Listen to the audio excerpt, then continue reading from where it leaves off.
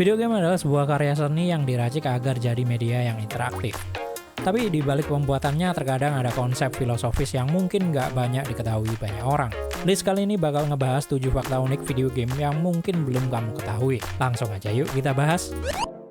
Mari kita mulai dengan fakta bahwa video game pertama tuh bukan Pong yang dirilis oleh Atari di tahun 1972. Banyak orang yang membaca atau mengikuti sejarah video game mungkin beranggapan bahwa Pong adalah video game pertama di dunia. Namun jawaban ini sebenarnya kurang tepat, dan mungkin malah nggak bisa didefinisikan game pertama di dunia tuh apa kalau kita ngelihat sejarahnya. Tapi kalau kita ngelihat definisi video game yang fokus ke permainan yang interaktif, maka video game pertama di dunia yang cocok buat ngedefinisiin video game adalah Tennis for Two.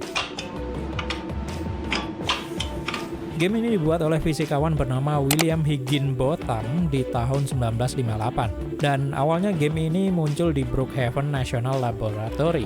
Alasan utama beliau membuat game ini adalah karena beliau ingin menunjukkan bahwa sains dapat menyenangkan dan interaktif, bukan hanya abstrak dan rumit seperti yang diketahui banyak orang. Menariknya, game ini nggak dibikin di komputer, tapi di sebuah alat namanya osiloskop. Sebuah alat yang biasanya dipakai buat nampilin sinyal listrik. Player akan bermain menggunakan controller analog dan nyoba simulasiin olahraga tenis di alat tersebut.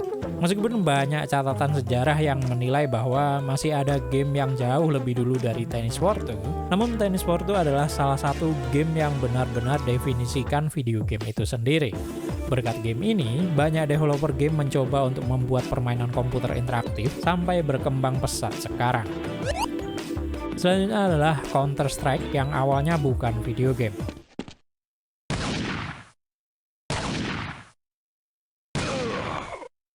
Kalau kalian baru main Counter-Strike 2 atau CS2, mungkin kalian nggak tahu kalau game ini tuh awalnya bukan video game. Well, kecuali orang tua seangkatan saya sih. Anyway, Counter-Strike awalnya berasal dari mod Counter-Strike untuk game buatan Valve, Half-Life. Mod ini dibikin oleh dua orang, Min Gosmanley dan Jesse Clive di tahun 1999. Makanya dulu judul gamenya sering disebut Half-Life Counter-Strike. Saking populernya mod ini karena gameplaynya yang unik, Valve menyadari potensinya. Valve kemudian akuisisi hak cipta Counter-Strike dan merekrut dua modder Counter-Strike tadi. Mereka terus bikin Counter-Strike sebagai game terpisah di tahun 2000.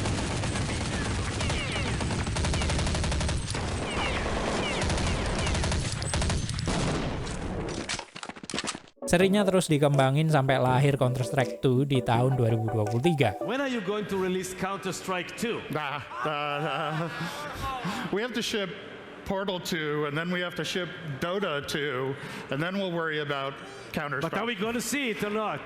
I can't say. Okay.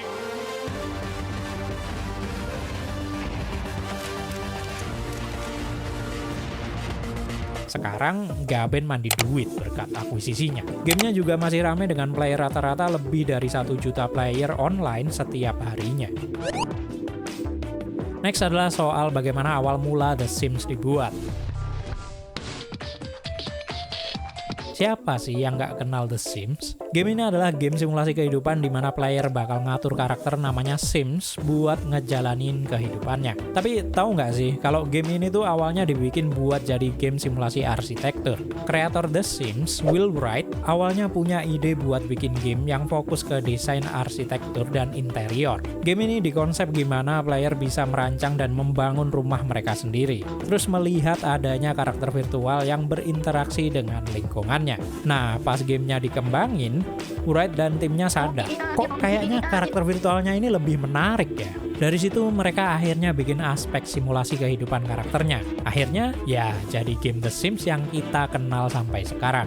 Meskipun nggak lagi fokus buat arsitektur, tapi elemen ini masih ada di game The Sims. Soalnya kalian masih bisa membangun dan mengkustomisasi rumah Sims kalian kan? Dan ini jadi daya tarik tersendiri selain mainin Sims-nya itu sendiri. Selanjutnya adalah fakta soal Crash Bandicoot. Hey, plumber boy, Siapa dari kalian yang tumbuh besar dengan Crash Bandicoot? Game ikonik ini pasti punya tempat spesial di hati kita. Tapi masih banyak yang salah sangka siapa sebenarnya pemilik Crash Bandicoot. Crash Bandicoot lahir di tahun 1996. Saat itu, Naughty Dog, studio yang menciptakan Crash, dikontrak oleh Universal Interactive. Nah, ide gamenya sendiri datang dari Naughty Dog, bukan Universal.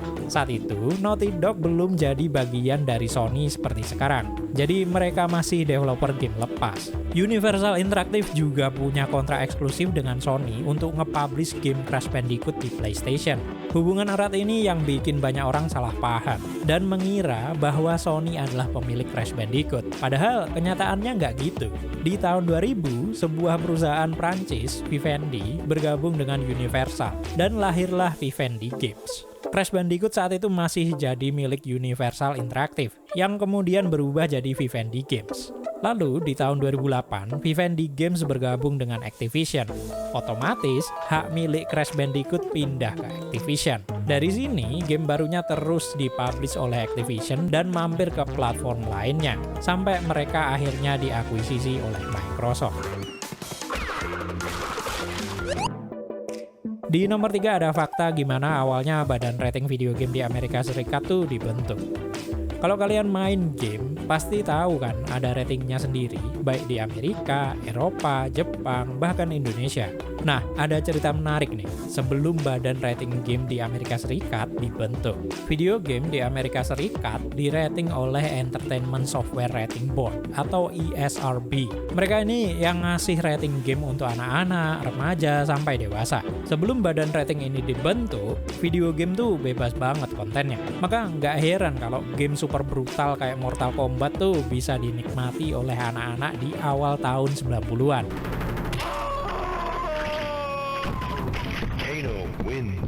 Dengan kekerasan dan darah yang ekstrim, Mortal Kombat tuai kontroversi kala itu. Kontroversi ini sampai dibawa ke sidang Kongres Amerika Serikat di tahun 1993. Mereka menilai perlu badan rating untuk menilai konten video game sebelum dipasarkan. Dari sini dibentuklah ESRB di tahun 1994 yang dibuat khusus untuk menilai video game. Once the industry-wide rating system is established, Toys R Us would also only purchase rated games. Tujuannya biar konsumen paham kalau game yang mereka beli tuh cocok buat siapa aja. Usia muda kah, remaja kah, atau cuman dewasa. Selanjutnya adalah fakta unik soal pengembangan game sejuta umat nih, GTA 5. GTA 5 menjadi seri terbaru yang nggak pernah mati sampai saat ini. Pasalnya, mereka terus nambahin update buat game ini sampai 12 tahun sejak dirilis di tahun 2013 di PS3. Tapi hal yang bikin GTA 5 tetap seru tuh nggak cuman online dan server roleplay-nya ya, tapi juga single player dan desain dunia open world-nya yang luar biasa imersif untuk era PS3. Salah satu hal yang bikin dunianya berasa nyata adalah gimana Rockstar tuh beneran memperkerjakan anggota geng beneran di gamenya. Alasannya, Rockstar pengen geng di game ini berasa kayak geng beneran, bukan aktor yang acting jadi anggota geng kriminal. Ini diungkapkan oleh salah satu penulis dan produser GTA 5, Laszlo Jones, kepada radio WGN, bahwa Rockstar memperkerjakan geng sungguhan. Bahkan ada yang baru keluar dari penjara sebelum dia bekerja. Part of the element of the story is that there's these gangs, these rival gangs, and there's black gangs, there's Latino gangs. And we recruited a guy who gets gang members, like actual gang members. Real gang members. Yeah. I mean, El Salvadorian gang dudes with amazing tattoos. Jones juga mengatakan kalau anggota geng ini sampai ngerevisi skrip yang dikasih Rockstar. Rockstar terus ngikutin apa yang bakal dia katakan di skrip sebagai anggota geng sungguhan. Gila nggak? Anggota geng ngajarin cara jadi geng beneran ke Rockstar. Bahkan dialognya aja diajarin. Keotentikan inilah yang dicari oleh Rockstar buat bikin dunia GTA 5 sebagus mungkin. Dan yang terakhir adalah soal Need for Speed Underground 2. Kalau kalian pernah main game balap super keren dari EA ini, kalian tentu nggak asing sama lagu main menunya. Sayangnya nggak bisa saya tayangin di sini, tapi kira-kira bunyinya Riders on the Storm.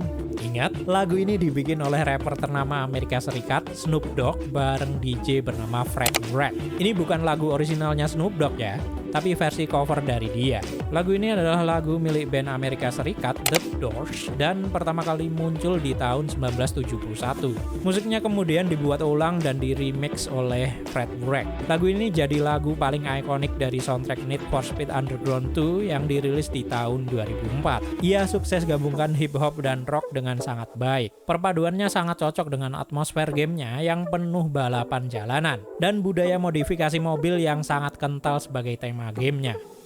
So itulah guys, 7 fakta unik video game yang mungkin belum kamu tahu. Gimana? Kalian baru tahu sekarang? Atau mungkin punya fakta unik lainnya dari list ini? Silahkan komen. Seperti biasa, kalian bisa dukung channel ini dengan subscribe atau donasi jika berkenan. Terima kasih juga buat para donatur, full respect untuk kalian. Segitu aja video kali ini, sampai jumpa di video selanjutnya dan bye-bye.